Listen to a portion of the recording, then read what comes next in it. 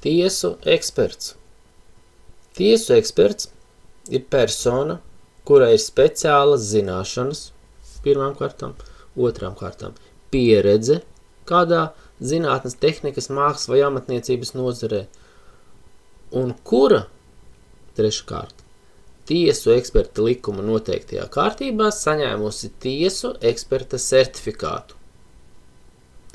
3 punkti, kuriem ir jāizpildās, lai eksperts kļūtu par tiesu ekspertu. To nosaka tiesu eksperta likuma 1. pāns.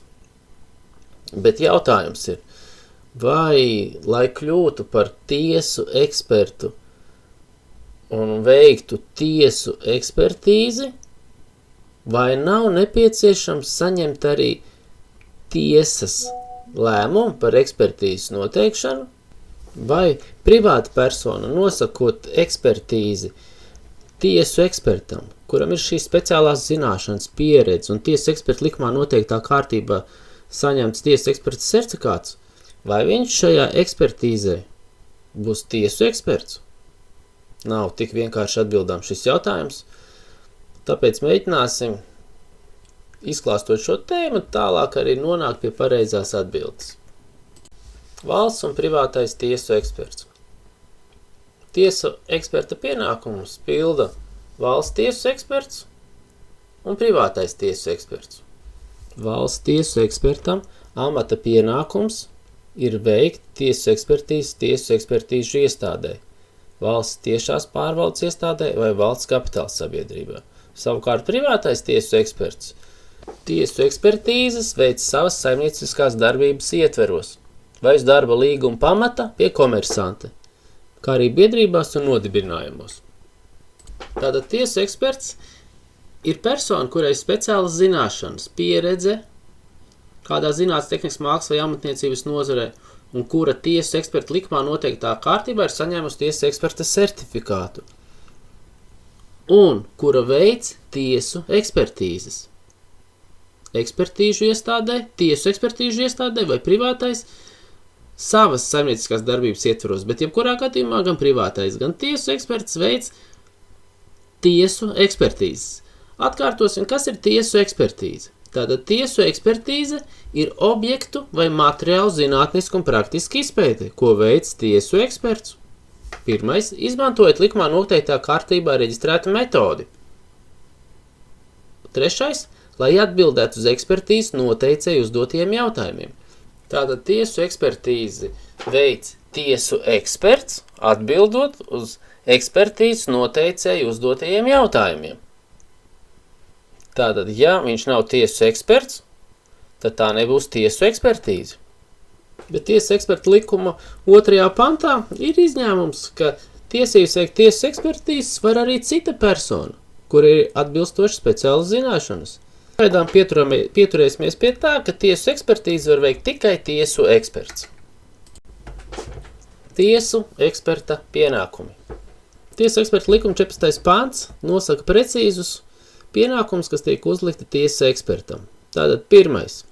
Veikt ekspertīzi pilnā apjomā, sniedzot zinātniski pamatotu un objektīvu tiesu eksperta atzinumu un saglabāt visus ar izpēti saistītos pierakstus un citus materiālus, kas nodrošina veikto darbību izsekojamību un uz kā pamata ir sagatavoti eksperta secinājumi. Aktuāls šeit ir tas, ka veicot tiesu ekspertīzi ir nepieciešams saglabāt visus pierakstus, visus materiālus. Šajā digitālajā laikmetā šie visi pieraksti un materiāli viņi varētu būt arī digitālā veidā. Līdz ar to ir jāpadomā, kā šādus materiālus saglabāt. Ja tas ir papīra formātā, tad tas, protams, mums aizņem atkal daudz vietas un jābūt kaut kādai struktūrai, kā tad visi šie papildus materiāli tiek saglabāti. Otrais. Atteikties no tiesas eksperta atzinuma sniegšanas, ja saņemtie materiāli nav pietiekami šāda atzinuma sniegšanai, vai pastāv citi normatīvos aktos noteikti apstākļi, kas liedz veikt uzdoto ekspertīzi. Kā jau es iepriekš minējis, tad ekspertam ir pienākums atteikties no atzinuma sniegšanas, ja viņam kādu materiālu pietrūkst. Šeit es varētu minēt arī salīdzināmus materiālus. Jā, eksperts var pieprasīt no procesa virzītāja, jeb ekspertīzes noteicēja, arī papildus materiālus. Bet ja viņš jau paša sākuma vēl neveicot ekspertīzi, konstatē, ka viņam kaut kas pietrūkst, lai veiktu šādu ekspertīzi, viņa pienākums no šīs ekspertīzes ir atteikties.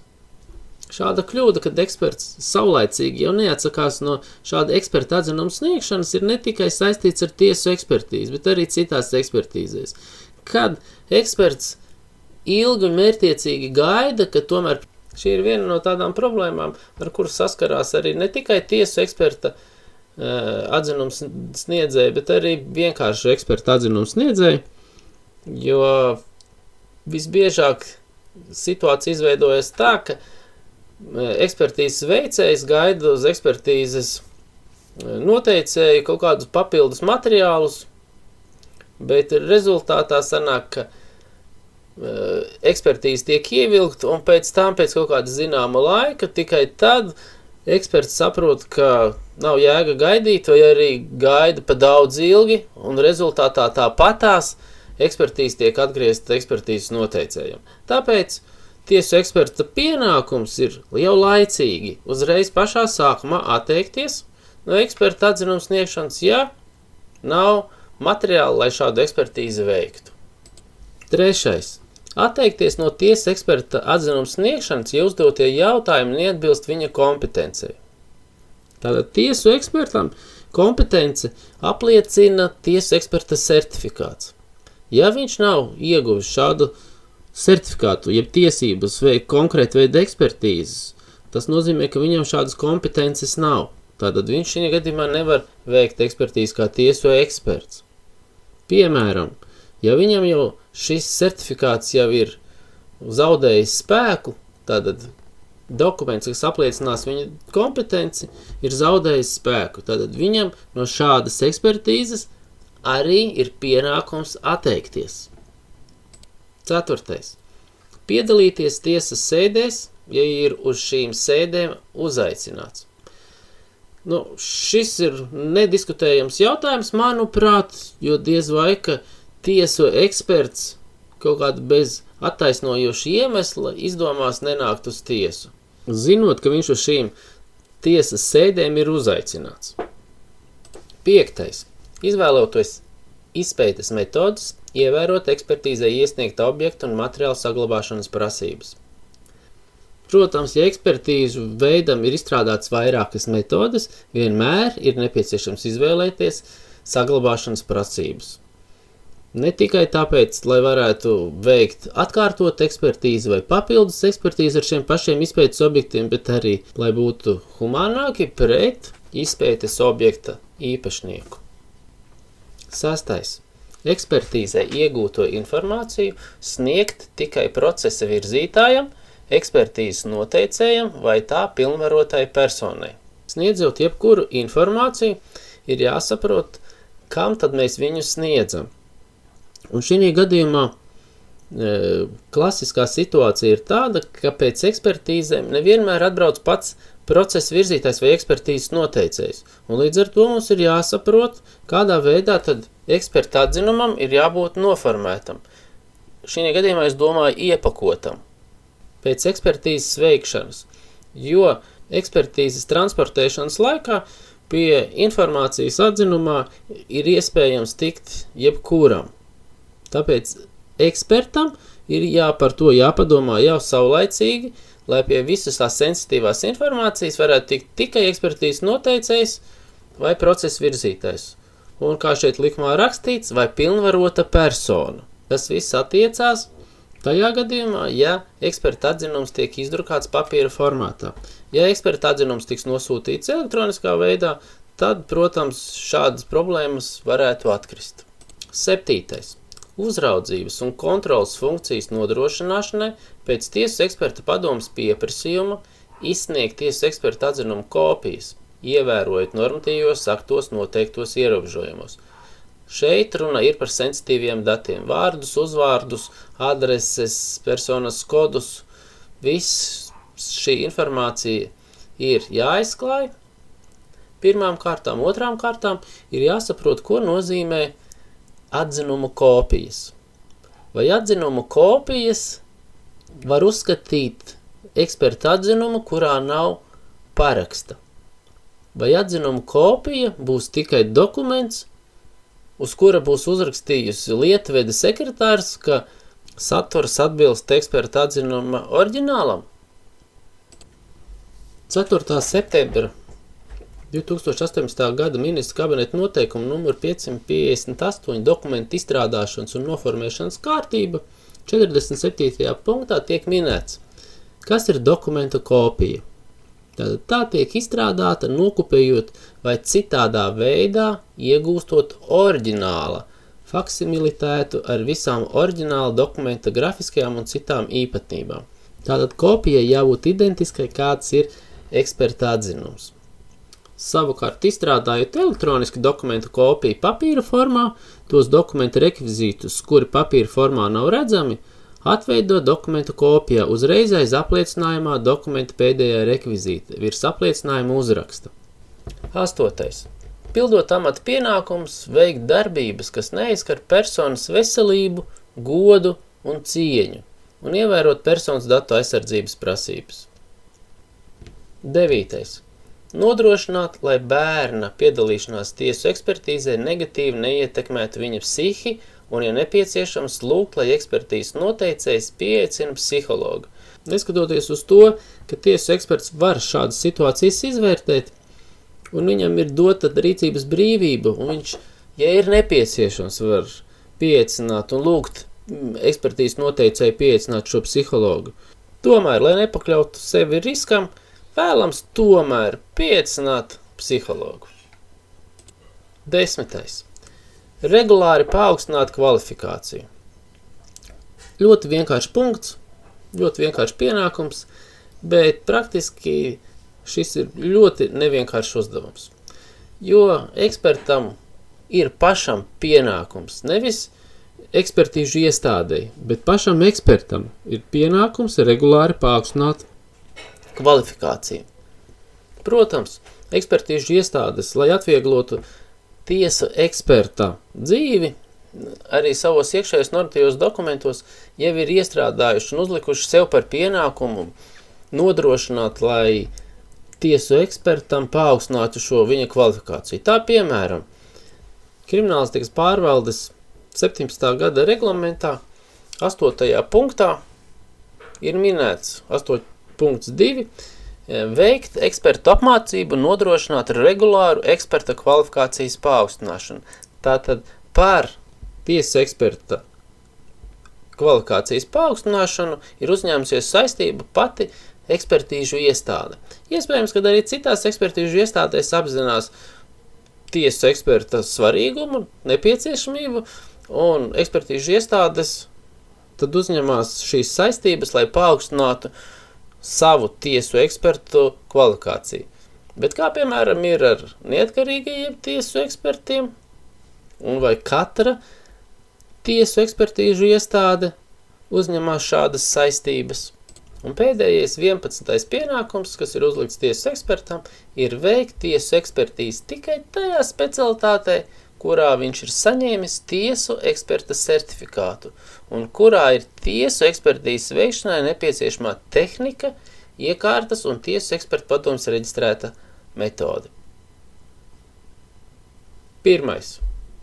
Lai veiktu ekspertīzi, jābūt certifikātam. 2. kārtām, jābūt nepieciešamā tehnika un iekārtām. Un 3. kārtām, jābūt reģistrētai metodei. Un tikai tad tiesu eksperts var veikt ekspertīzi. Un tas ir viņa pienākums, lai šie 3 punkti tiktu izpildīti. Un arī pie šī punkta ekspertīžu iestādes ekspertam ir vienkāršāka dzīve nekā privātajam ekspertam. Jo viņam par šādiem jautājumiem laikam nav jāuztraucās. Privātā tiesu eksperta darbības ierobežojumi. Kā jau es iepriekš minēju, tiesu eksperta tiesībās, lai viņas izpildītu, privātajam tiesu ekspertam arī ir diezgan problemātiski. Bet tiesu eksperta likuma 13. pāns vēl papildus uzliek Ierobežojums privātajam tiesu ekspertam. Tātad, pirmais. Privātajam tiesu ekspertam nav tiesības veikt šaujamieroču un munīcijas tiesu ekspertīzes. Otrais. Sprākstierīču un sprākstvielu tiesu ekspertīzi. Trešais. Monētu un naudas zīmju. Izņemot vēsturiskas nozīmes objektus tiesu ekspertīzi. Šeit nedaudz pakavēšos, jo šeit mēs redzam izņemot vēsturiskas nozīmes objektus. Ja mēs runātu, piemēram, par latiem, tad mums ir jāsaprot, par kādiem latiem iet runa. Ja mēs runājam par latiem, kas mums nomainīja pēc tam uz eiro, tad Latvijas banka ir noteikusi, ka šo latu maiņa ir neierobežotu laiku, tātad bez laika limita. Tas nozīmē, ka šī nauda, viņa vēl neieņem vēsturisku nozīmi, un šai naudai ekspertīzes privātais eksperts veikt nedrīkst. Ceturtais. Tiesu ekspertīze, kas saistīta ar narkotisko, psihotropo un stipras iedarbības vielu un to iedarbības izpēti. Ekspertīze, kas saistīts ar narkotikām, privātais tiesu eksperts veikt nedrīkst. Piektais. Tiesu medicīnsko ekspertīzi mirušiem cilvēkiem. Privātais eksperts līķa ekspertīzes arī nevar veikt. Sestais. Tiesu ekspertīze attiecībā uz ārstniecības personu profesionālo darbību. Septītais. Tiesu medicīnsko ekspertīzi aizdomās turēto un apsūdzēto personas veselības stāvokļa noteikšanai. Astotais. Stacionāro tiesu psihiatrisko ekspertīzi. Tiesu eksperta tiesības. Iepriekš skatījāmies, kāda tiesu ekspertam ir pienākumi. Viņi mums bija 15, bet ekspertam tiesības ir 3, ko ir noteicis tiesas eksperta likums. Tātad pirmām kārtām pieprasīt un saņemt visus ekspertīzes veikšanai nepieciešamos materiālus un informāciju. Šis punkts ir ļoti delikāts, tāpēc, ka runa ir tikai par to, kas ir nepieciešams ekspertīzes veikšanai.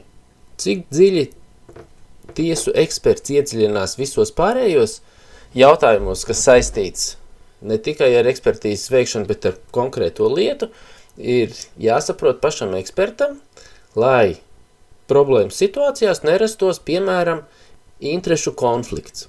Līdz ar to ekspertam ir šādā griezumā ir jāizpēta materiāli daudz dziļāk. Nākošais.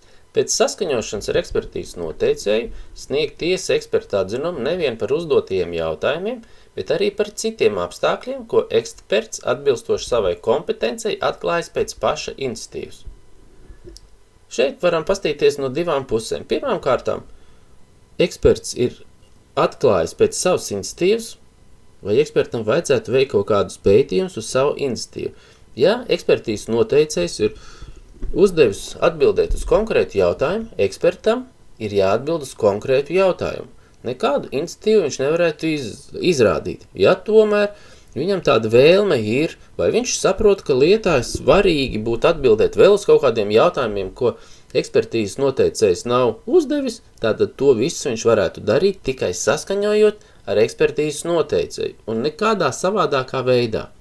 Minējušu mazu piemēru, ar ko es esmu saskāries tiesās, ar jautājumu, piemēram, ekspertam ir uzdots konkrēts jautājums, abstrahēšos uz citām lietām, piemēram, kādas markas ir konkrēta automašīna. Eksperts atbild, konkrētā automašīna ir noteiktas markas, un viņa ir tādā un tādā krāsā, sarkanā, piemēram. Vai eksperts varēja atbildēt atzinumā uz jautājumu, kas viņam vispār nebija uzdots? Par krāsu viņam nekas nebija uzdots, bet tas tā kā harmoniski varētu ietilpt atzinumā.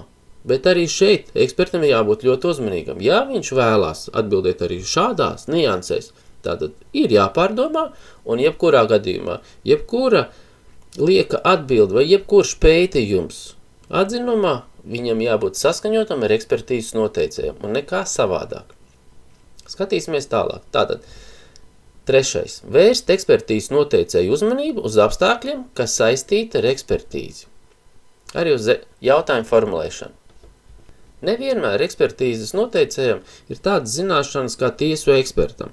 Tāpēc jautājums viņš, piemēram, varētu uzdot ne tā, kā gribētu dzirdēt tiesu eksperts. Kaut kā nekorekti.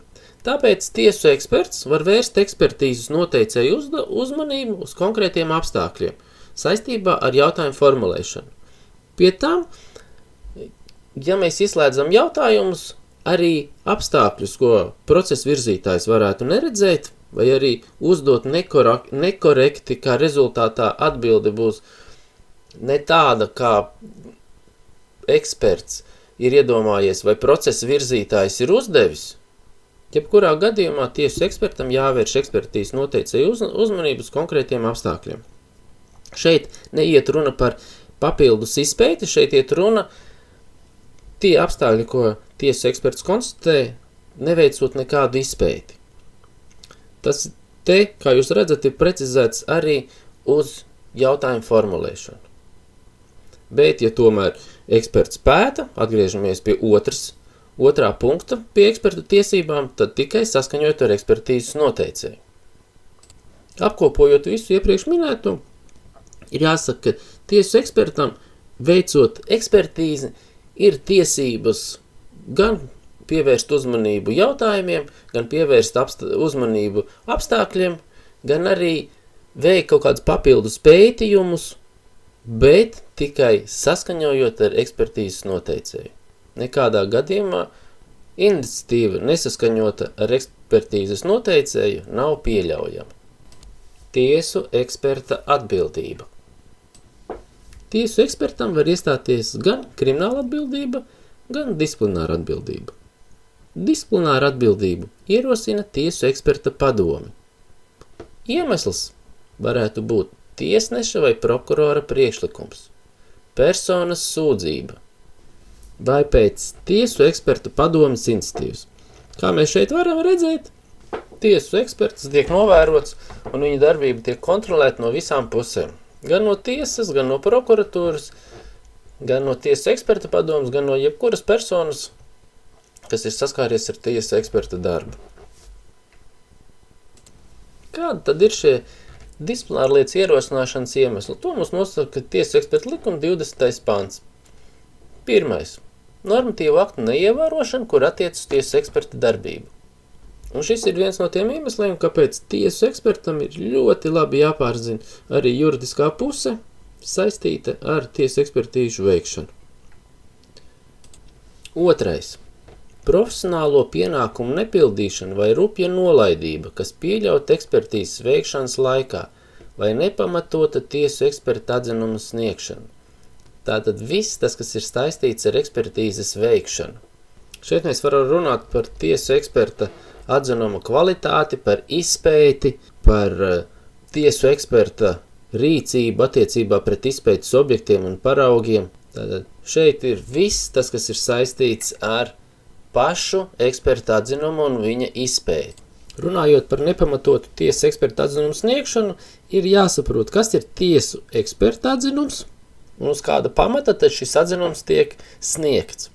Nākošie no disciplināra lietas ierosināšanas iemesliem ir pilnvaru pārsniegšana, amata nelikumīga izmantošana. Tagad uzdošu retorisku jautājumu visiem. Vai tiesu eksperts ir amats? Disciplināra lieta ierosināšanas iemesls nākošais ir nepiedienīga un necienīga izturēšanās vai tiesu eksperta ētikas norma pārkāpums, ekspertīze iesniegtā objekta nozaudēšana vai ļaunprātīga bojāšana, ekspertīzē iegūto ziņu izpaušana personām, kuras nav saistīts ar ekspertīzes noteikšanu vai veikšanu. Tātad disciplināra lietas ierosināšanas iemesli ir 7. Kā jau es iepriekš minēju, tiesu ekspertam var iestāties arī krimināla atbildība, kur ir noteikta krimināla likuma 300. un 302. pantā par nepamatotu atteikšanos veikt ekspertīzi vai apzināti nepatiesu atzinumu sniegšanu. Tiesu eksperta tiesību iegūšana. Lai iegūtu tiesu eksperta statusu, pats pirmais, viņai jābūt, protams, fiziskai personai. Tātad tiesu eksperts var būt tikai fiziska persona. Šai personai no sākuma kā eksperta kandidātam tiek izvirzītas sekojošas prasības. Pirmkārt, ieguvusi izraudzītajai specialitātei atbilstoši akreditētu studiju programmu augstskolā. Un tiesas eksperta likuma 6. pants mēģina paskaidrot, ka tā ir akadēmiskā studiju programma vai otrā līmeņa augstākā profesionālā studiju programma. Uz doto brīdi man nav informācijas par to, kurā vietā var iegūt akreditētu studiju programmu augstskolā, tieši saistībā ar ekspertīzēm. Šeit mēs varētu runāt varbūt tās tikai par bioloģiju, par ķīmiju. Jā, tādas augstskolas mums varētu būt, vai tiesu medicīna, ja?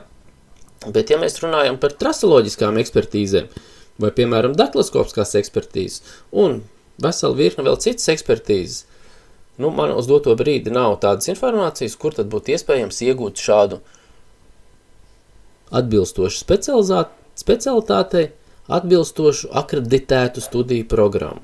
Jā, iepriekš mums bija Policijas akadēmija, tur ar šiem jautājumiem nodarbojās, bet uz doto brīdi pašreiz, man nav tādas informācijas. Bet jebkurā gadījumā tā ir viena no tādām prasībām, kas tiek izvirzīta tiesu ekspertam. Nākošais, kura ir ieguvusi tiesas eksperta profesionālās zināšanas un pieredzi. Šeit runa iet par tām zināšanām un to pieredzi, ko tiesu eksperta kandidāts ir apguvis, mācoties, apgūstot tiesu ekspertam izvirzītās juridiskās un speciālās prasības. Un šo apmācību var veikt tiesu ekspertīžu iestādes vai tiesu eksperts, kuri pēc šo apmācību beigšanas izsniedz apliecinājumu par tiesu eksperta apmācību programmas apguvi. Un tad šim eksperta kandidātam 2 gadu laikā pēc šādas programmas apguvis ir jāiesniedz pieteikums certifikācijai, tātad tiesu eksperta padomē. Nākošā no prasībām ir prast valsts valodu augstākajā līmenī. Un pēdējā prasība, kas tiek izvirzīta tiesu eksperta kandidātam, lai viņš varētu iegūt tiesu eksperta certifikātu, ir nevainojama reputācija. Līdz ar izvirzītajām prasībām tiesu eksperta kandidātam šajā pašā tiesu eksperta likuma 6. pantā tiek minētas prasības, kuras nekādā gadījumā nedrīkst būt šim eksperta kandidātam. Tātad tās ir, kurai ir sūdzēta vai aizdomās turētā krimināllietā par tīša noziedzīga nodarījuma izdarīšanu.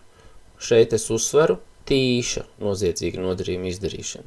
Nākošais, kura ir sodīta par tīša noziedzīga nodarījuma izdarīšanu. Un nav svarīgi, vai sodāmība ir dzēsta vai noņemta.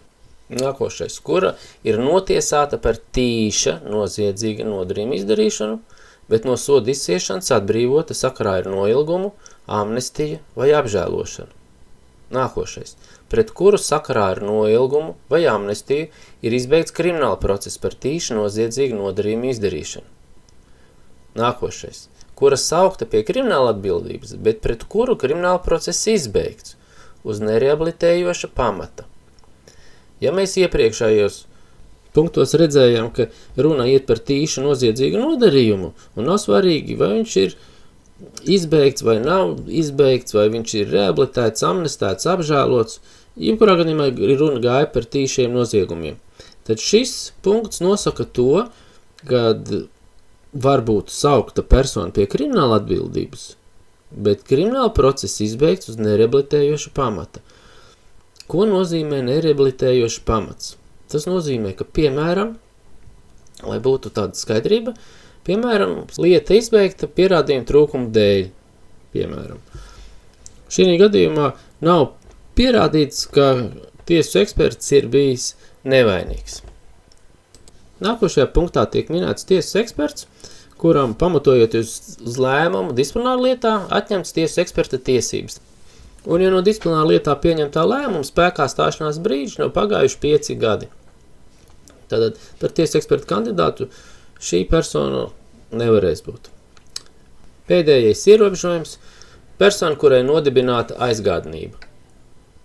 Tad, kad tiesu eksperta kandidātam visas prasības atbilst tiesu eksperta likumā noteiktajām prasībām, nav nekāda ierobežojumu, pirms certifikāta iegūšanas vai pirms eksāmena, lai iegūtu šo tiesu eksperta certifikātu, tiesu ekspertam ir jāapgūst Tiesu ekspertu padomes apstiprināta apmācību programmu izvēlētajā tiesu ekspertu specialitātei.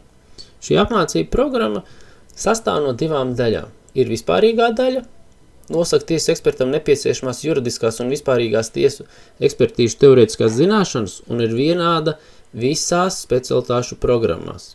Nav svarīgi, kāda būs tiesu eksperta kandidāta nākamā specialitāte. Šī juridiskā daļa visās specializācijās ir vienāda. Otra apmācība daļa ir speciālā daļa. Nosaka apmācības laikā apgūstamās tēmas izvēlētajā eksperta specialitātei. Obligāti veicamo mācību ekspertīšu minimālo skaitu, recenzēšanai iesniedzamo mācību ekspertīžu eksperta atzinumu, turpmāk atzinumu, skaitu un kandidātu praktisko iemaņu apjomu un līmeni. Tiesu ekspertu kandidāta apmācības programmā, kur ir apstiprinājusi tiesu eksperta padome, bez apmācību programmā iekļautajām 2 daļām, vispārīgās un speciālās, tiesu eksperta padome nosaka minimālo zināšanu daudzumu šajās konkrētajās specialitātēs, nosaka laiku, stundas skaitu, kurā ir šī programma jāapgūst. Un papildus vēl nosaka kvalifikācijas darba tēmu atbilstošajā specialitātei, kurā iekļaut teorētisko nostādņu izvērtējumu izvēlētajā tiesu eksperta specialitātei un ekspertīžu prakses analīzi. Kvalifikācijas darba tēma var būt arī metodisko norādījumu vai izpētes metodes izstrādāšana.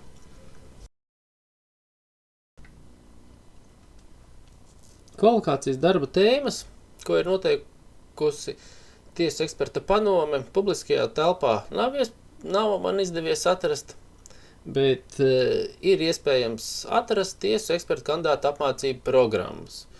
Atsauci jau es minēju iepriekš. Tātad, ko mēs šeit varam redzēt? Tātad vispārējā daļa, tā ir tā apmācību programmas pirmā daļa, kas ir visām specialitātēm vienāda, un te mēs varam redzēt, kāda tā apmācība programma izskatās. Atverot viņu, mēs redzam visas tēmas, kas ir jāapgūst jebkuram tiesu eksperta kandidātam. Un šeit jūs redzat, ir apstiprināts 8. gadā, šie jautājumi nav mainījušies līdz šim. Tieši tādā pašā veidā mēs varam ieiet un atrast specialitāšu programmas. Šīs jau ir tās 2. daļa, kas ir jāapmācās tiesu eksperta kandidātam. Un paņemsim kā piemēru, redz, ko pirmo nospiežam, un mums atverās šī programma. Šeit mēs redzam stundas, cik daudz ir jāmācās konkrētām tēmām, obligāti veicamā ekspertīžu skaits. Šeit mēs redzam, par katru tēmu tad ir jābūt tādām ekspertīzēm veiktam, un kopējais stundu skaits, kā jūs šeit redzat, ir 760. Lai varētu saprast, cik tas daudz ir, ņemsim palīgā kalkulātoru. Tātad 760 stundas, akadēmiskā stunda mums ir 45 minūtes, bet mēs nopaļosim ar pārtraukumiem, tātad stunda būs 60 minūtes. Tātad 760 stundas ir juridiskajai daļai jāmācās. Tātad dienā mums ir 8 stundas, tātad mēs dalīsim ar 8, tad mēs zinām, cik daudz stundas tad mums ir, cik mums dienas ir jāmācās. Un tas ir 95 dienas. Mēnesī ir 20 darba dienas, tātad mēs šo dalam ar 20 darba dienām, un finālā mēs redzam, ka intensīvi mācoties, ceļu satiksmes negadījumu izpētes specialitātei ir jāmācās gandrīz 5 mēneši. Laika ziņā ceļu satiksmes negadījumu izpētes tiesu eksperta kandidāta apmācība aizņem gandrīz 5 mēnešus. Bet cik tas ir naudas izteiksme.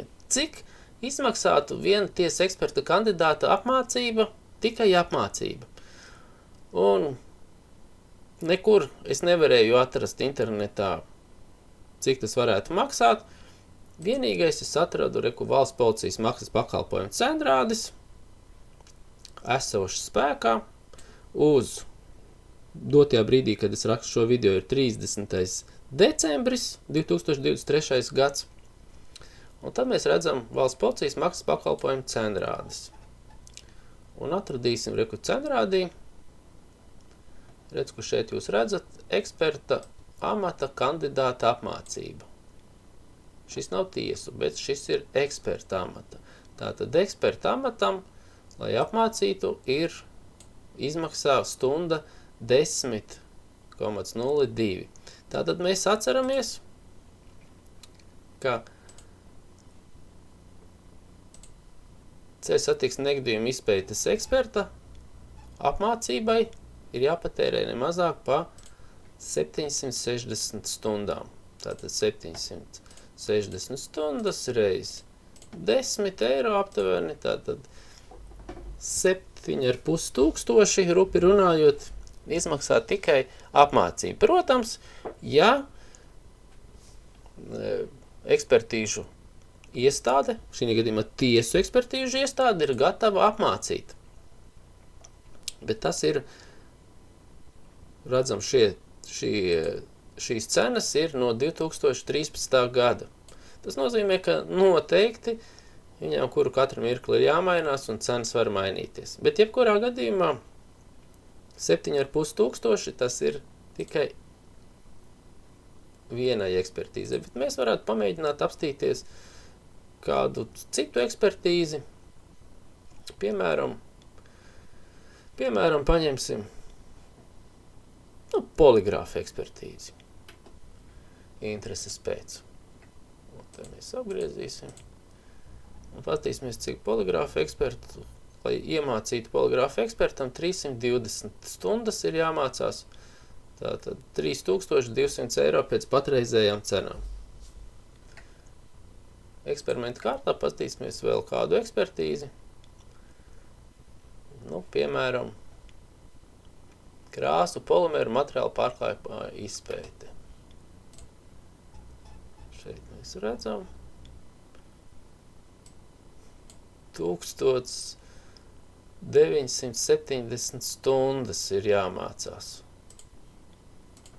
1970 stundas reiz 10 eiro. Gandrīz 20 tūkstošiem, tas ir pēc 13. gada cenām. 19 tūkstoši, gandrīz 20 tūkstoši maksā krāsu un polimeru materiālu pārklājumu izpēte. Jā, tad mēs varam paskatīties, būtu interesanti vēl papētīt, cik ilgā laikā tad tiesu ekspertīžu iestādēs laika ziņā mācās. Tā, kad tiesu eksperta kandidāts ir apgūs visas tēmas minētās tiesu eksperta kandidātu apmācību programmā, izgatavojis mācību ekspertīzes, uzrakstījis kvalifikācijas darbu, pēc tam tiesu eksperta padomei jāpieņem lēmums, kad pieņemt eksāmenu. Un tāpēc, pamatojoties uz informāciju par apmācomo kandidātu skaitu, apmācību beigu termiņiem, tiesu ekspertu padome neretākā reizi gadā oficiālajā izdevumā Latvijas Vēstnesis izsludina tiesu ekspertu kvalifikācijas eksāmenu, kā arī ievieto attiecīgus informāciju tiesu administrācijas tīmekļa vietnē. Sludinājumā norāda pieteikumu iesniegšanas termiņu, kas nav īsāks par 20 dienām no sludinājuma publicēšanas dienas. Šeit es gribu uzsvērt neretākā reizi gadā, un sludinājuma norāda pieteikumu iesniegšanas termiņu, kas nav īsāks par 20 dienām no sludinājuma publicēšanas dienas. Tad, kad ir izsludināts tiesu ekspertu kvalifikācijas eksāmens, tiesu ekspertu kandidātam ir jāiesniedz tiesu ekspertu padomei eksāmenu kārtošanai sekojoši dokumenti. kandidāta izglītība apliecinoša dokumenta kopija, dzīvesgaitas apraksts, CV, Eiropas formā, individuāla apmācība plāna kopiju un apliecinājumu par apmācības pabeigšanu vai profesionālās kvalifikācijas sertifikātu kopiju profesijās, kurās normatīvie akti paredz profesionālās sagatavotības apliecināšanu. Apmācības plāna apliecinājumu var izsniegt tiesu ekspertīžu iestāde jeb tiesu eksperts, pie kā tad ir veikta apmācība. Nākošais no dokumentiem ir dokumentu kopija, kas apliecina valsts valodas prasmi augstākajā pakāpē, atbilstoši valsts valodas likuma prasībām. Ja pamata, vidējā vai augstākā izglītība akreditētā programmā nav apgūta latviešu valodā. Apmācības programmā noteiktos atzinumus, pievienojot veiktās izpētes pierakstus, ja atzinumos ir nosauktas tikai izpētes metodes un sniegti rezultāti. Šeit neliela atkāpe, kur var redzēt to, ka eksperta atzinumos varētu būt informācija arī mazāka, jo viņi pamatosies uz metodi. Tātad tiks norādīta metode, bet pašos atzinumos izpēte pilnā apmērā nebūs veikta, nebūs sniegta. Gribu piezīmēt, jo tas noderēs nākošajās lekcijās. Nākošais, kas ir jāiesniedz. Apmācības laikā sagatavoto kvalifikācijas darbu par tēmu izvēlētajā tiesu eksperta specialitātē. Tātad tiesu eksperta kandidātam tēma bija jāizvēlās no tiesu eksperta padomē ieteiktajiem. Nākošais. Apliecības kopiju par speciālo zināšanu apgūšanu bērnu tiesību aizsardzības jomā, ja kandidāts vēlas iegūt sertifikātu tiesu eksperta specialitātē bērnu psiholoģiskā stāvokļa izpēte. Pēc tam, kad šie dokumenti ir iesniegti, tiesu eksperta padome pasvītroju 2 darba dienu laikā iesniedz tiesu administrācijā kandidātu sarakstu. Tiesu administrācija, saņemot šo sarakstu ar kandidātiem, 3 darba dienu laikā sagatavo sertifikācijas maksas rēķinu un nosūta kandidātam. Tad, kad tiesu eksperta kandidāts ir saņēmis rēķinu, viņa uzdevums ir 5 dienu, uzsveru 5 dienu laikā pēc rēķina saņemšanas samaksāt rēķinā norādīto maksu. Padomi savukārt mēneša laikā pēc šīs maksas saņemšanas izskata minētos dokumentus un nosūta recenzēšanai iesniegtos atzinums un kvalifikācijas darbu. Tātad līdz samaksāšanai nekādi dokumenti netiek izskatīti, tikai tiek piefiksēts uzvārds, eksperta atzinumu, mācību eksperta atzinumu recenzēšanai netiek nosūtīti un kvalifikācijas darbi arī netiek sūtīti. Tikai tad, kad ir tiesu eksperta kandidāts samaksājis, tikai tad gan atzinumi, gan kvalifikācijas darbs tiek nosūtīts recenzēšanai. Tātad tiesu eksperta padome nosūta darbus, izskata minētos iesūtītos dokumentus. Un tad uz šo iesūtīto dokumentu analīzes nosūta kandidātam paziņojumu par atļauju kārtot eksāmenu vai lēmumu par atteikumu kārtot eksāmenu. Tātad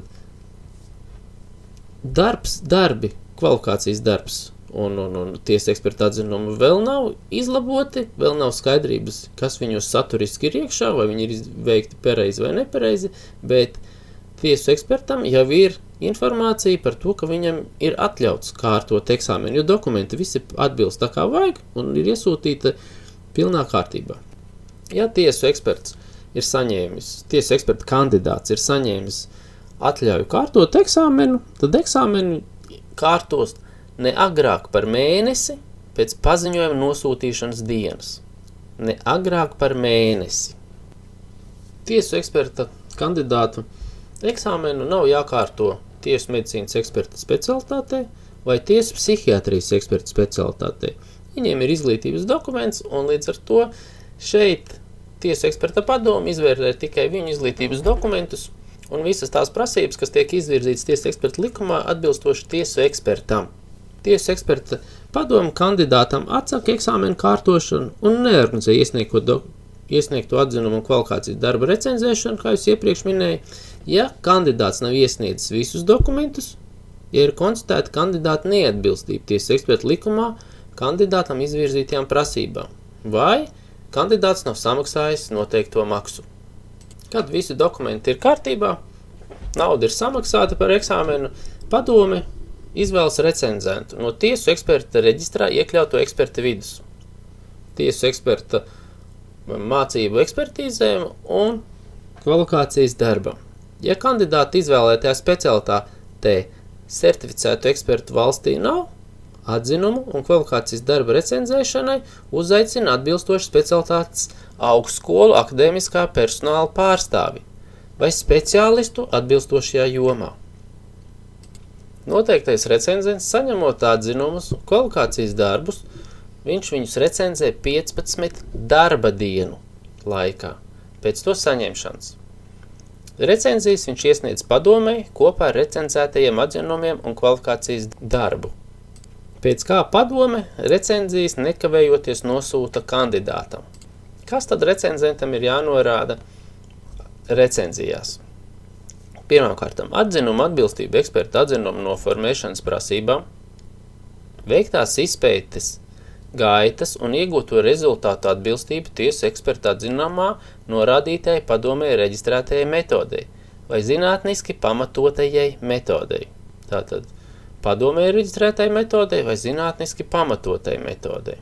Tātad tiesu eksperta kandidāts savus eksperta atzinumus varētu rakstīt ne pēc metodas, kas ir reģistrēta tiesu eksperta padomē. Interesants fakts. Nākošais secinājumu pamatotību. Nākošais jautājums, uz kuriem kandidātam jāsniedz atbildes pārbaudījuma laikā. Un tad gan atzinumi, gan kvalifikācijas darbs ir jāvērtē 10 balvu sistēmā, atbilstoši tiesas eksperta certifikācijas un resertifikācijas kārtības noteikumu 4. pielikumam. Ja recenzents konstatē, ka atzinuma izvērtēšanai nepieciešama papildus materiāli, viņš par to informē padomi 2 darba dienu laikā pēc atzinuma saņemšanas. Ar atzinumos minēto metodi recenzents var iepazīties padomē vai pie apmācības vadītāja. Minētos papildus materiālus kandidāts iesniedz recenzentam nekavējoties, bet ne vēlāk kā 2. darba dienā pēc padomes pieprasījuma saņemšanas. Kā jūs redzējāt, recenzents tiesu eksperta kandidāta mācību atzinumus novērtē 10 balvu sistēmā. Atgādināšu, ka tiesu eksperta kandidāts samaksājot noteikto tiesu administrācijas maksu par eksāmenu, viņš tiek pielaists pie eksāmena vai nepielaists. Ja viņš ir pielaists, viņa atzinumi un kvalifikācijas darbs tiek nosūcīts recenzēšanai. Recenzents novērtē 10 balvu sistēmā. Skrienot notikumiem pa priekšu, gribu atzīmēt, ka kārtojot eksāmenu, tiesu eksperta kandidāts teorētiski iedomāsimies, viņš ir nokārtojis ar labām sekmēm, pozitīvi tātad, tad tiesu eksperta certifikācijas un recertifikācijas kārtības 57. pants nosaka, ka tiesu eksperta padome var pieņemt lēmumu par atteikumu izsniegt tiesu eksperta certifikātu, ja vērtējums par atzinumu vai kvalifikācijas darba recenzijā ir bijis zemāks par 5 ballēm. Tātad recenzents eksperta atzinumus vai kvalifikācijas darbi, ja ir novērtējis zemāk par 5 ballēm, nestoties uz to, kādi būs turpmākie rezultāti, tiesu eksperta kandidāts pie tiesu eksperta certifikāta var netikt. Bet mūsu gadījumā mēs iesim optimisko ceļu, un tas nozīmē, ka tiesu eksperta kandidātam par recenzijām ir vairāk par 5 ballēm iegūts vērtējums. Tātad, aizjot uz eksāmenu, eksāmens sastāv no 2 daļām. Pirmajā daļā kandidāts sniedz rakstiskas atbildes uz 60 testa jautājumiem par apmācības programmas vispārīgo daļu. Tā ir tā juridiskā daļa, par kuru jau mēs skatījāmies iepriekš. Tātad, eksāmena pirmajā daļā kandidāts stundas laikā rakstiski aizpilda testu. Kandidāts, kas aizpildīs testu, iesniedz to komisijas priekšsēdētājiem un atstāja eksaminācijas telpu. Pēc eksāmena pirmās daļas komisijas priekšsēdētājs izsludina pārtraukumu, kura laikā komisija izvērtē iesniegtos testus. Eksāmena otrajā daļā kandidāts mutiski sniedz atbildes uz biļetē norādītiem 3 jautājumiem par apmācības programmas speciālo daļu un aizstāv recenzētos atzinumus un kvalifikācijas darbu. Eksāmena laikā tiesas eksperta kandidātam nav atļauts palīdzēt citiem kandidātiem vai sarunāties ar viņiem, lietot palīgu materiālus, tai skaitā sakaru līdzekļus, portatīvos datorus, piezīmju datorus un literatūru. Atstāt eksaminācijas telpu bez komisijas priekšsēdētāja atļaujas. Eksāmena pirmajā daļā tests tiek skaitīts, ka ir nokārtots, ja kandidāts ir pareizi atbildējis uz vismaz 45 jautājumiem. Negatīvu vērtējumu saņemšana eksāmena pirmajā daļā liedz kandidātam tiesības piedalīties eksāmena otrajā daļā. Testa rezultātu ierakstu protokolā, komisijas priekšsēdētājs kandidātiem paziņo testa rezultātus un eksāmena otrās daļas laiku katrā tiesas eksperta specialitātē. Eksāmena otrajā daļā kandidātus alfabēta secībā pēc uzvārdiem aicina eksāmena norises telpā, lai izvēlētos vienu eksāmena biļeti. Izvēlētās biļetes numuru kandidāts uzrāda komisijas priekšsēdētājiem, un komisijas sekretārs to pieraksta protokolā. Telpā, kurā notiek eksāmena otrā daļa, vienlaikus drīkst atrasties ne vairāk kā 5 kandidāti. Atbilžu sagatavošanas laiks uz biļetē norādītiem eksāmena otrās daļas jautājumiem ir 30 minūtes. Mutiskai atbildēji uz katru jautājumu ir paredzētas ne vairāk kā 10 minūtes. Komisija noklausās kandidāta sniegtās atbildes uz visiem biļetē norādītiem jautājumiem. Komisijas locekļiem, recenzentam un pieaicinātiem tiesu ekspertiem ir tiesības uzdot jautājumus, lai precizētu atbildes. Pēc tam, kad kandidāts atbildēs uz biļetē norādītiem jautājumiem, viņš aizstāv recenzētos atzinumus un kvalifikācijas darbu, atbildot uz recenzijās izvirzītajiem un komisijas locekļu, recenzentu un pieaicināto tiesu ekspertu uzdotajiem jautājumiem un iebildumiem. Kandidāts, kas pabeidzis eksāmena otro daļu, iesniedz atbilžu melnrakstu, ja tāds ir, komisijas priekšsēdētājam un atstāja eksaminācijas telpu. Šeit es gribu piebilst, ka tiesu eksperta padome izstrādā un apstiprina eksāmena jautājumus tiesu ekspertu specialitātēs un neretākā reizi 5 gados pārskata tiesu eksperta certifikācijas pārbaudījuma jautājumus. Kad eksāmens ir noritējis, eksāmena norises komisijas sekretārs reģistrācijas žurnālu, kandidātu eksāmena materiālus un protokolu nodod tiesu eksperta padomei. Tiesu eksperta padome, pamatojoties uz šīs komisijas locekļu iesniegtajiem vērtējumiem, viedokļiem un piezīmēm, 10 darba dienu laikā pieņem lēmumu par tiesu eksperta certifikātu izsniegšanu vai par atteikumu izsniegt certifikātu. Tiesu eksperta certifikātu izsniedz, ja kandidāta saņemtais vidējais vērtējums par atbildēm uz biļetēm norādītiem jautājumiem un par recenzētiem atzinumiem un to aizstāvēšanu ir vismaz 5 balles. Padome var pieņemt lēmumu par atteikumu izsniegt tiesu eksperta certifikātu, ja komisijas darbā pieaicinātā tiesu eksperta vai recenzēta vērtējums par atbildi kādā no biļetē uzdotiem jautājumiem vai atzinumu vai kvalifikācijas darba recenzijā ir bijis zemāks par 5 ballēm. Tātad eksāmeni jūs varat atbildēt ļoti labi, vidējais vērtējums jums varētu būt virs 5 ballēm, bet izrādās ir izņēmumi, ka tomēr neskatoties uz to, ka vidējais vērtējums ir 5 balles vai augstāks, tiesu eksperta certifikāts tiek atteikts. Kandidāts, kurš nenokārto eksāmenu, līdz ar to, ir tiesīgs to kārtot 2 gadu laikā, bet ne agrāk kā pēc 6 mēnešiem, skaitot no lēmuma saņemšanas dienas. Ja atkārtoto eksāmenu kārto noteiktajā termiņā, kandidāts ir daļēji atbrīvots no certifikācijas maksas. Atkārtot eksāmenu kārtošanai, kandidāts iesniedz pieteikumu. Šeit es gribētu, lai jūs pievēršat uzmanību tam, ka runa šeit iet par maksu tikai.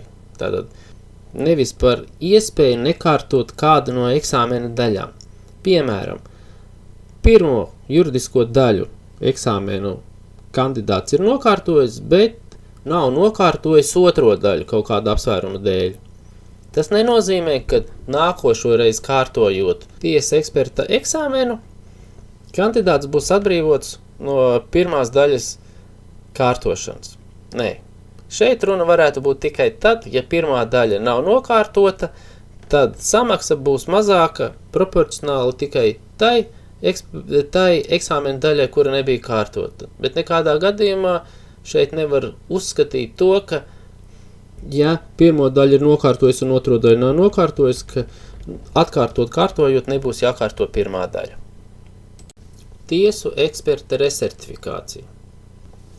Tiesu eksperts nevēlāk kā 1 mēnesi pirms certifikāta darbības termiņa beigām iesniedz tiesu eksperta padomē pieteikumu tiesu eksperta resertifikācijai. Senos laikos bija punkts tiesu eksperta likumā sekojoši, ja tiesas eksperts attaisnot iemeslu dēļ ir atradies ilgstošā, ilgāk par gadu, bet ilgāk par 2 gadiem probūtnē, padome pamatojot uz tiesas eksperta lūgumu var lēmt par certifikāta darbības termiņu pagarinājumu uz 1 gadu. Šis punkts ir no likuma izņemts ārā, līdz ar to ir jāsako, šeit mēs varētu runāt par slimību kādu, grūtniecību, pēcdzemdību atvaļinājumiem. Šis punkts ir jāņem vērā, ka resertifikācija netiek atcelta, netiek pagarināta.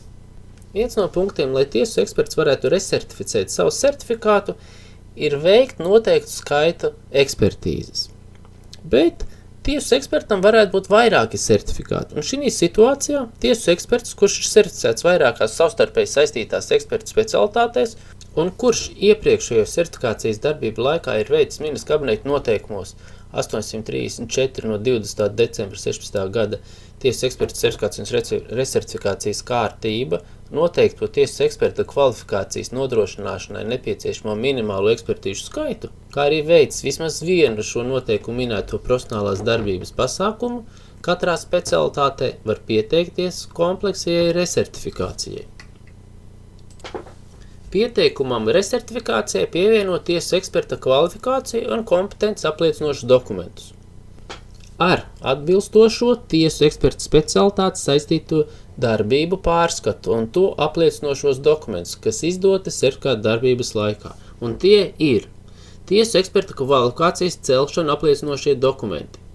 Tātad tur vajadzētu būt iekšā certifikātam, pasākumu darbības pārskatām, programmam, sagatavotās prezentācijas, ja tādas ir, publikācijas, lekcijas, dalība profesionālās kompetences testos un rezultātus apliecinošu testu organizatoru dokumenti. Kopijas iesniedzam. Nākošais stazēšanās un apmācības plāna kopiju. Ja tiesu eksperts vada stažēšanos vai apmācību tiesu eksperta kandidātam. Iestādes personāla daļas izsniegtu izziņu par disciplināru sodiem vai to neesamību. Iestādes vadītāji apliecinātu izrakstu no automatizētās ekspertīžu reģistrācijas sistēmas vai apliecinājumu par veikto ekspertīžu skaitu atbilstošajā specialitātē. Apliecības kopiju par speciālo zināšanu apgūšanu, zināšanu pilnveidi, bērnu tiesību aizsardzības jomā, ja vēlas iegūt certifikātu, tas ir resertificēties tiesu eksperta specialitātei bērnu psiholoģiskā stāvokļa izpēte. Nākošais šī darbība pārskata dokumentu klāstā vajadzētu būt tiesu ekspertīžu iestādes vadītāja, tiesas, prokuratūras vai izmeklēšanas iestādes ieteikuma vēstule. Pēc pieteikuma iesniegšanas kopā ar visiem dokumentiem tiesu eksperta padomē tiesu ekspertam ir tiesības līdz spēkā esošās certifikāta derīguma termiņa beigām iesniegt papildu ziņas par profesionālās darbības pasākumiem, kas īstenot pēc minētā pieteikuma iesniegšanas. Certifikācijas un resertifikācijas maksa. Certifikācijas maksa vienlaikus ne vairāk kā 2 tiesu eksperta specialitātēs ir 85 eiro.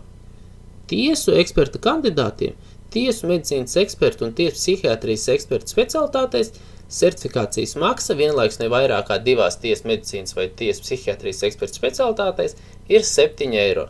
Atgādināšu, viņiem eksāmens nebija jākārto tiesu eksperta padomē.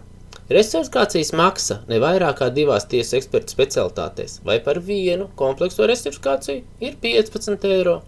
Resertifikācijas maksa tiesu medicīnas eksperta un tiesu psihiatrijas eksperta specialitātei ir 10 eiro. Ir paredzēts arī atlaides. Ja kandidāts kārto tikai eksāmenu otro daļu, iepriekšējo 5 gadu laikā jau ir ieguvis tiesas eksperta certifikātu kādā no specialitātēm.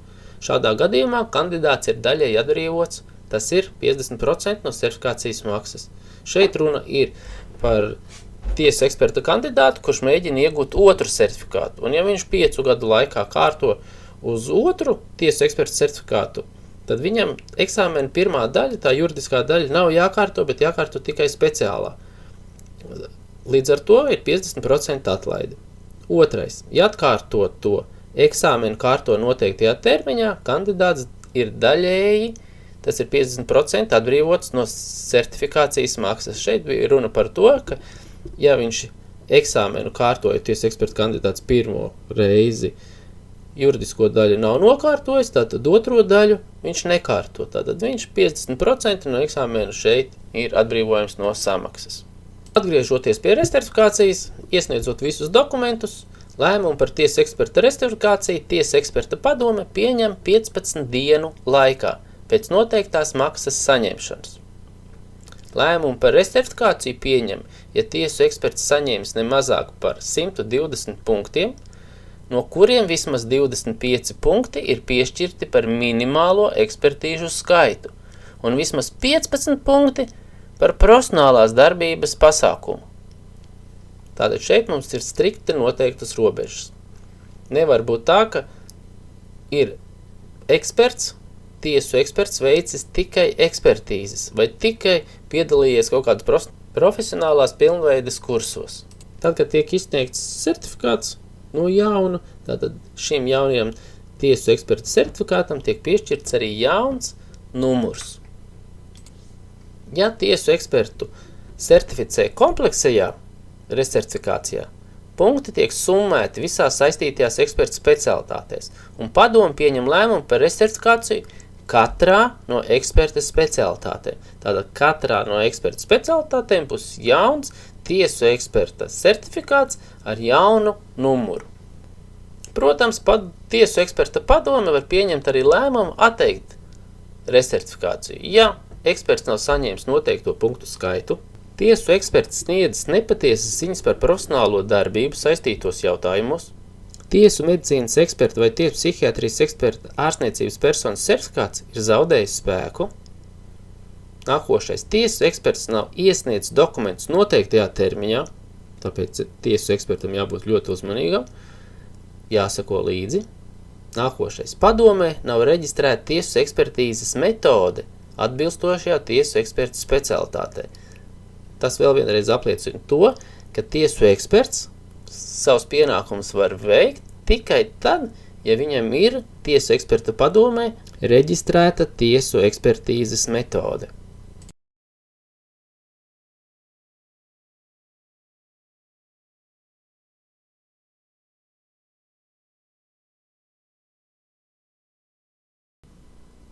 Tiesu ekspertu specialitātes minētas ministra kabineta noteikumos numuru 835, kas izdodas 16. gada 20. decembrī. Kā jūs redzat, dotie noteikumi ir uz doto brīdi spēkā, bet video es rakstu tiek ierakstīts 30. decembrī 2023. gadā. Palasot noteikumus, mēs redzam, šeit ir 2 pielikumi. Pirmais pielikums jau ir zaudējis spēku, otrais pielikums ir tas, kurš mums ir vajadzīgs, kur tad mēs varam redzēt visas tiesu eksperta specialitātes. Tātad šeit mēs redzam, otrais pielikums. Kādas tad mums ir tās specialitātes? Visas specialitātes mums ir minētas. Šeit jūs redzat specialitātes kods, specialitātes nosaukums, un šeit jūs redzat ekspertīžu veidus, ja? Tātad piezīmes, un te ir precīzi atreferēts, kas tad ar konkrēto ekspertīzi, ar konkrētajā specialitātē tiek pētīts. Pēdējā ailē jūs redzat, kura kompetencei tad ir šāda veida ekspertīzes. Varam paskatīties pēc kārtas, katrs varēs iet un apstīties. Redziet, piemēram, augsto ieroču ekspertīzes veids tikai valsts policijas kriminālistikas pārvalde. Noteikti šajos noteikumos arī būs izmaiņas, jo kriminālistikas pārvalde tagad jau atrodas zem valsts policijas, galvenās krimināla policijas pārvaldes. Tur ir neliels struktūrāls izmaiņas, ja? Skatoties tālāk, redz, ka mēs redzam bioloģiskās ekspertīzes, nehumānas izcelsmes, bioloģiskas materiāla izpētes. Šādas ekspertīzes veids valsts tiesu ekspertīžu birojas. Un tālāk jūs varat paskatīties, redz, ka mums ir DNS ekspertīzes, ja tātad mums tiek šādas ekspertīzes veids kriminālistikas pārvalde un valsts tiesu medicīnas ekspertīžu centrs. Ir ekspertīžu veidi, kā jūs šeit redzat, piemēram, daktiloskopiskās ekspertīzes, tiek veiktas daudzās tiesu ekspertīžu iestādēs. Un tādā pašā veidā jūs varat apstīties arī pārējās ekspertīzes, kādas tiek veiktas, visas specialitātes, viss ir pieejams šajos ministra kabineta noteikumos. Adresi es norādīšu.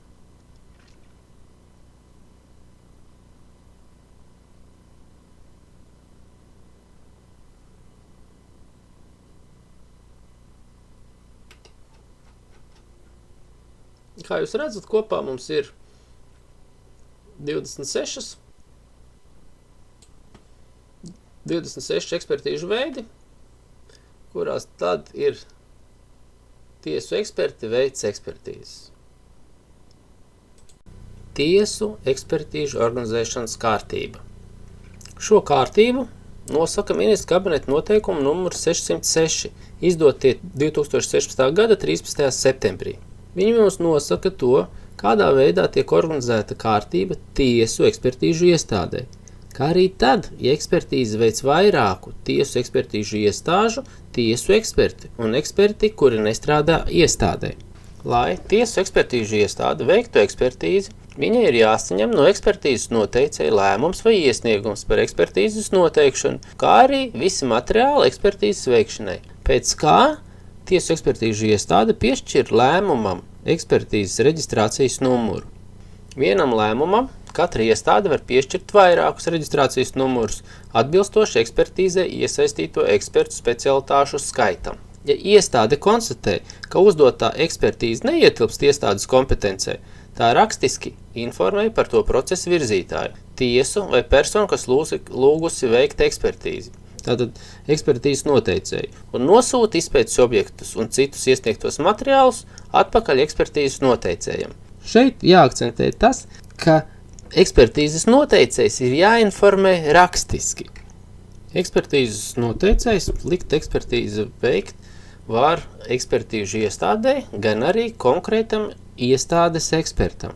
Ja ekspertīzes noteicējs ekspertīzi ir uzdevusi konkrētam tiesu ekspertam, iestādes vadītājs vai viņa pilnvarota persona nosaka izpildes termiņu un lēmumu un materiālus nodod izpildēji lēmumā minētajam iestādes ekspertam.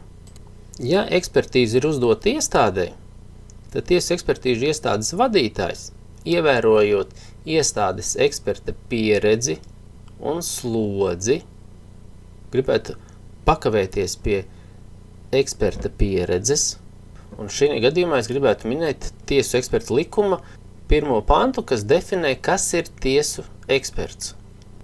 Tiesu eksperts ir persona, kurai speciāls zināšanas un pieredze kādā zinātnes, tehnikas, mākslas vai amatniecības nozarē, un kurā tiesu eksperta likumā noteiktajā kārtībā ir saņēmusi tiesu eksperta certifikātu. Tātad tiesu eksperts jau ir tā persona, kura ir speciāls zināšanas un pieredze. Tikko persona ir iegūst tiesu eksperta certifikātu, tiesības veikt noteikti veidu ekspertīzes, viņai jau ir pieredze, ko viņa ir ieguvusi apmācības procesā. Līdz ar to tiesu ekspertīžu iestādes vadītājs, izvēloties konkrētu ekspertu, kam dot ekspertīzi, nedrīkstētu būt, ka šī gadījumā varētu šaubīties par tiesu ekspertu, jo visiem tiesu ekspertiem ir pieredze, par ko tad procesa virzītājs nav zinājis, vai kurš nemaz nevar zināt.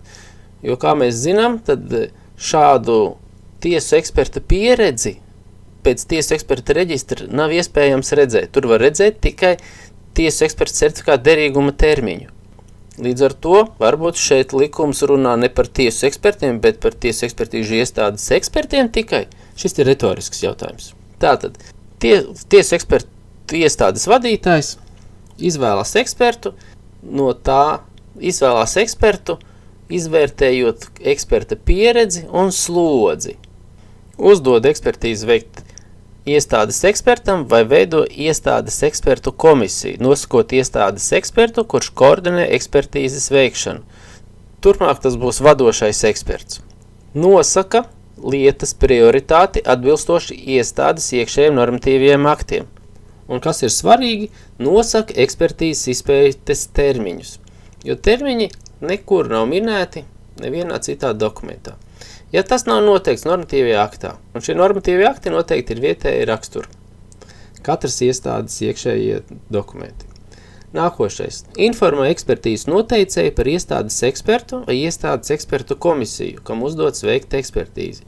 Ja iepriekš iestādē bija jāpaziņo ekspertīzes noteicējam par to, ka ekspertīze neietilpst iestādes kompetencē, rakstveidā, tad par to, kas veiks ekspertīzi, ir vienkārši jāinformē ekspertīzes noteicēju. Kādā veidā šajos ministra kabineta noteikumos nav minēti. Tālāk tiesu ekspertīžu iestādes vadītājs nodod lēmumu un visus materiālus saistībā ar ekspertīzi izpildē iestādes ekspertam vai vadošajam ekspertam. Pēc kā iestādes vadītājam ir jākontrolē ekspertīzes izpētes termiņi, kā arī ekspertīzes norises, izpildes termiņu noteikšanu, materiālu aprites kārtību ekspertīzes laikā un rīcību ar materiāliem pēc ekspertīzes pabeigšanas.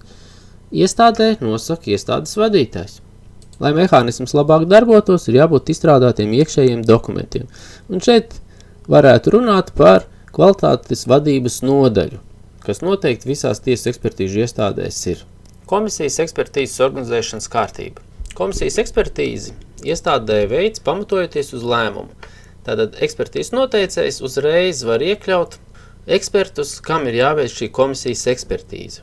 Šie eksperti var būt no vienas iestādes, un viņi var būt dažādās ekspertīžu iestādēs. Kā arī ekspertīzes noteicējs komisijas izveidošanu var uzticēt arī tiesu ekspertīžu iestādes vadītājam. Un tādu šo komisiju tad izveido ekspertīžu iestādes vadītājs. Ja komisijas ekspertīze veic vienas iestādes eksperti, tad tās organizēšanas kārtība nosaka šīs iestādes vadītājs. Līdz ar to šīs iestādes vadītājiem ir jānosaka, kādas ir prasības un jākontrolē šīs ekspertu komisijas atbilstību normatīvos aktos noteiktajām prasībām. Ekspertīzes noteicējs eksperta komisijas sastāvu nosaka lēmumā. Tad tajā iestādē, kur ekspertīzes noteicējs iesniedz gan lēmumu, gan visus materiālus saistībā ar ekspertīzi, tad vadošās iestādes vadītājs nosaka vadošo ekspertu konkrētajā iestādē un nodod viņa rīcībā lēmumu un materiālus informē pārējos komisijas ekspertus vai iestādes. Tātad vadošais eksperts organizē ekspertīzes veikšanu. Lēmumu un materiālu aprits starp ekspertiem notiek rakstiski, nododot tos katram ekspertam un iesniedzot atpakaļ vadošajam ekspertam.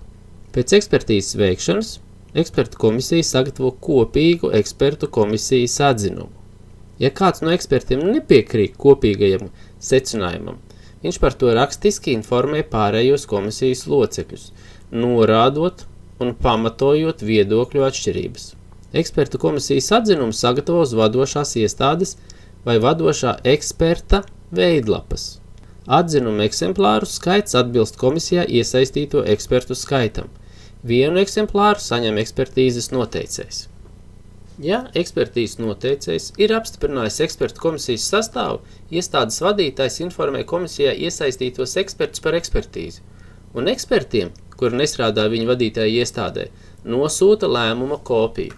Ja lēmumā par ekspertīzes noteikšanu ir norādīta viena iestāde, bet iestādes vadītājs konstatē, ka uzdotā jautājuma risināšana nepieciešama komisijas ekspertīzi, un tajā jāiekļauj eksperti, kuri nestrādā attiecīgajā iestādē, viņš par to 5 darba dienu laikā informē ekspertīzes noteicēju.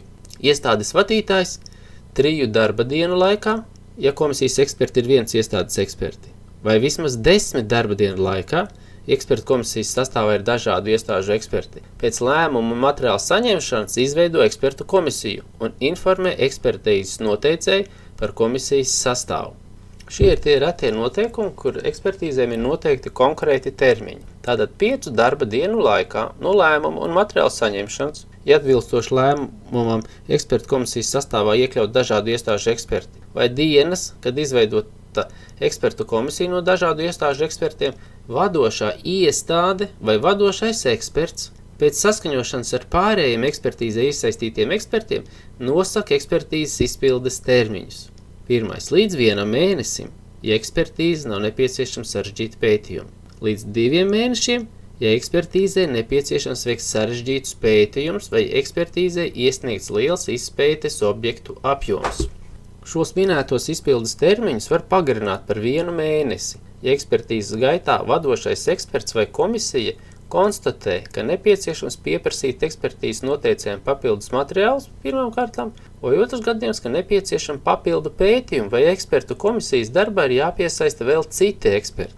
Tātad komisijas ekspertīzes tiesu ekspertīžu iestādē maksimālais ekspertīžu izpildes termiņš ir 2 mēneši. Tiesu ekspertīžu metodes un to metožu reģistrs. Tiesu ekspertīzes metode ir sistematizēts paņēmienu un procesu kopums, saskaņā ar kuru tiesu eksperts veic ekspertīzi, iesniegtā objekta izpēti un sniedz atbildes uz uzdotajiem jautājumiem. Tiesu ekspertīžu metožu reģistru veido tiesu ekspertu padome.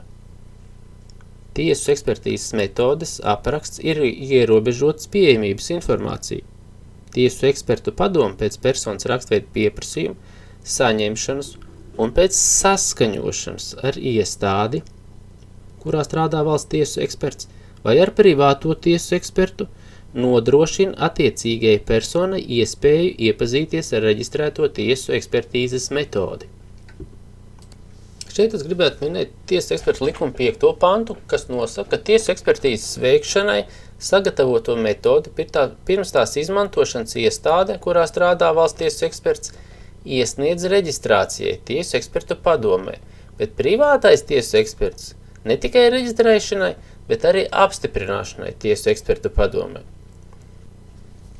Tiesu ekspertu likuma 14. pants, kur tiek runāts par tiesu eksperta pienākumiem, ir minēts, ka veikt tiesu ekspertīzi tiesu eksperts var tikai tajā specialitātē, kurā viņš ir saņēmis tiesu eksperta certifikātu, kurā ir tiesu ekspertīzes veikšanai nepieciešamā tehnika iekārtas un tiesu eksperta padomes reģistrētas metodas. Tas nozīmē, ka bez metodes tiesu eksperts strādāt nedrīkst. Ko tad tiesu ekspertīzes metodas apraksts ietver? Pirmām kārtām, metodes nosaukumu, numuru, izstrādāšanas datumu, versijas numuru, darbības jomu, definīcijas, riska faktorus, darba gaitas aprakstu, rezultātu novērtējumu, interpretāciju, darba drošības prasības, kvalitātes nodrošināšanas pasākums, izmantotos literatūras avotus, informāciju par reaģentiem un aparatūru un piedarumiem, ja tādi ir. Tiesu medicīnas ekspertīzē, tiesu psihiatrijas ekspertīzē un narkoloģijas ekspertīzē izmantojamās tiesu ekspertīzes metodes reģistrē, pamatojoties uz normatīvos aktos noteiktās kompetentās iestādes lēmumu par attiecīgās medicīniskās tehnoloģijas apstiprināšanu. Ieejot pēc adreses tiesas LV, mēs varam atrast tiesu ekspertīžu metožu reģistru. Visas reģistrētās metodas ir apkopotas un viņas ir vienkopas pieejams. Nospiežot šeit, mēs varam ieiet pie visām metodēm, kuras ir reģistrētas un, kā jūs redzat, no 2008. gada. Metodes ir reģistrētas. Identifikācijas numurs pirmajai metodē, notikumvietas apskates rokas grāmata. Numurs nav piešķirts. Metodes apstiprināšanas datums 2006. gads. Pastīsimies, kāda mums ir pēdējā metode, kas ir šajā reģistrā iekļauta. Kā jūs redzat, ir ļoti daudz metodes, Un jūs redzat, 29. decembrī ir reģistrētas pēdējās tiesu ekspertu metodes. Atkārtošos, atgādināšu, ka šo video es rakstu 30. decembrī 2023. gadā. Tas ir burtiski vakar, tika reģistrētas jaunas metodes. Metodes ir reģistrējusi Rīgas psihiatrijas un narkoloģijas centrs. Kā jūs redzat, darbs notiek, tiesu eksperti strādā.